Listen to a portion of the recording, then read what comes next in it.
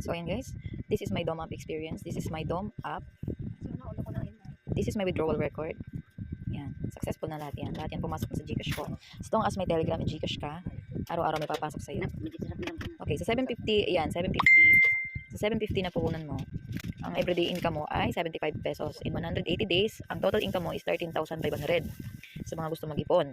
Pero nung nakaraan ay 700 lang ang naging fund ko kasi wala yung 750. So, ang everyday income ko is 49 pesos. Dito mo makikita sa income. Araw-araw mo i-receive yan, 49 pesos. Yan. 49 pesos na yun araw-araw mo. So, bali sa 180 days, 8,820 ang income ko. Kung hindi ko siya gagastusin, makukuha ko siya ng 8,820. Yan.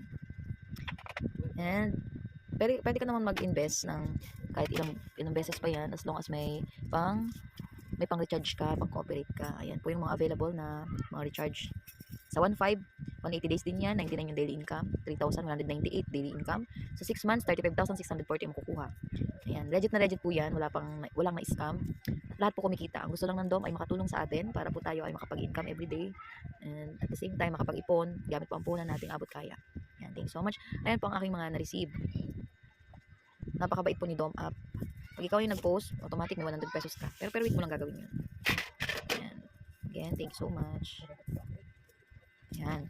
Kanina na-receive ko to 100 pesos kasi nag-post ako. Yan yung mga earnings ko. Ang dami-dami na. Thank you so much again. Bye.